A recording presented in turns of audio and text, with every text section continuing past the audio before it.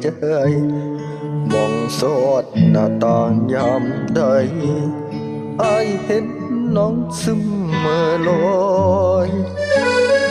คนสวยเลืองหน้าถูกตาไอ้คนแอบคอยเห็นกันมาแต่เป็นเด็กน้อยบ่เคยเงียบง่อยจังสิ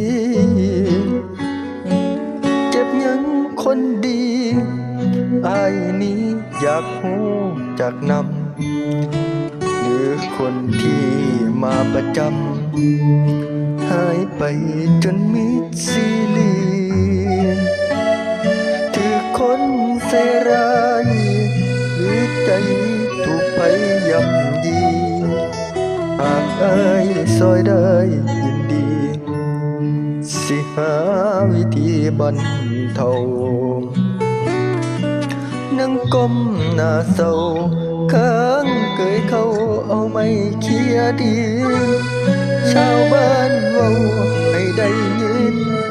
ทุกบ่สิ้นย้อนคือนำผู้บ่าวอายคนเฮือนไกลเห็นยามใด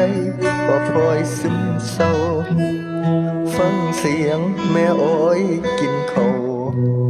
มันเหงามาหอดบ้านเอ่ยเจ้าทุกเรื่องใดบอกอ้ายได้บ่น้องเนืองอ้ายขอช่วยเป็นกำลังหาทางให้ทุกข์ผ่อนคลายถ้าเลิกพาเศร้าให้เขาทำร้ายจิตใจยอมหันมามองคนไกลเพื่อดึงใจเจ้าคืนมาเบิ่ง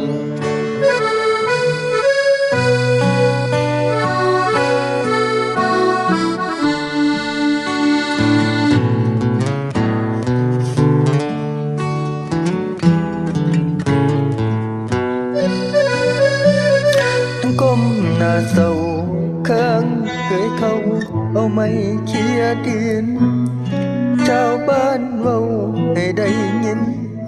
ทุกบ่สิ้นย้อนคือนำผู้บ่าวอายคนเฮือนไกลเห็นยามใดก็พลอยซึมเศร้าฟังเสียงแม่อ้อยกินเขามันเหงามาหอดบ้านเอ่ยเจ้าทุกเรื่องใดบอกอ้ายได้บ่น้องเนืองอ้ายขอช่วยเป็นกำลังหาทางให้ทุกข์ผ่อนคลายถ้ารักถ้าเศร้า